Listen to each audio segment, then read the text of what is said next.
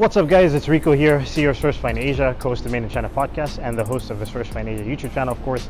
But I'm also going to be your host for the SFA Digital Summit, and today is day one, so welcome. We're going to be covering market research and building a brand. So we have anything from crowdfunding to Amazon FBA to general e-commerce. We're going to be covering marketing for Amazon FBA, building an Amazon FBA business that you can sell, how to understand your market, how to target your market. And I don't know about you guys, but like for me, I can't get my day started without some green juice and coffee. So we're going to get green juice right now before we get into the presentations. So does what you write really matter?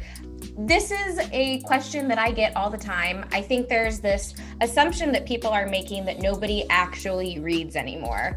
And while it is true that a lot of people prefer to watch things or look at pictures, there still is going to be some reading involved. So if you're just kind of disregarding your writing as not really that important, you're really missing out on a big opportunity. And the other thing to consider is that there are many different types of customers. So yes, there are those customers that are going to be more impulsive. They're going to spend a few moments looking at your page, maybe read a couple of reviews and move on with their day. But there are also those kinds of customers that have a very specific understanding of what they're looking for, and they're going to look at every single component on your page. And so if you are not fully giving yourself the best possible chance, then you're not going to be able to capture those kinds of customers.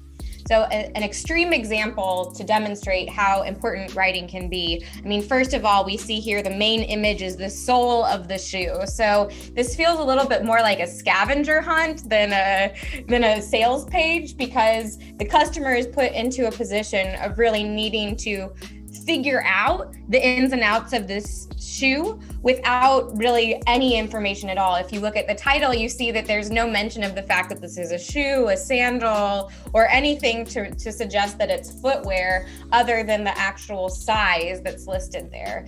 And then in the bullets, we have the heel, approximate heel height, but again, very limited information. So while this may be an extreme case, it does show you how even on the most basic levels, writing is really helping people understand something that they may be able to determine from the photos, but it will take extra effort. And there are still going to be some of those details that you can only get clearly through writing them down. Like you wouldn't be able to understand how high that heel is just by looking at those photos, other than to understand that the heel is slightly higher than the sole.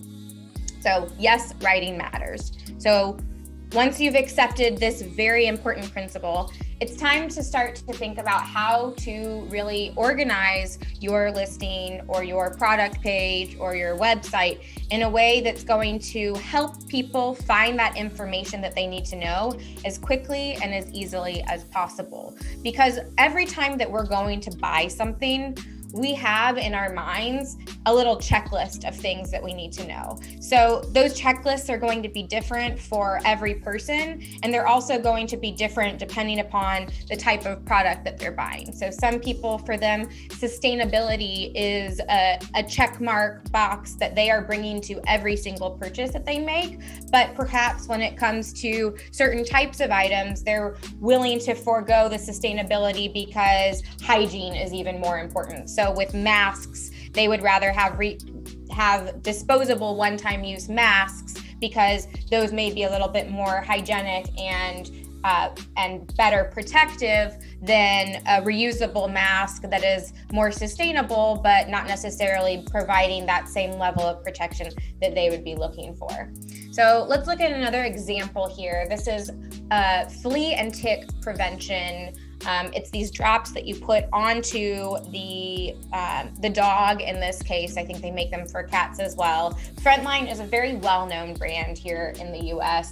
And I don't know about you, but I look at these bullets and my eyes, I feel like they go cross-eyed. Like I don't really know where to look, and all I'm seeing is lots of flea and tick.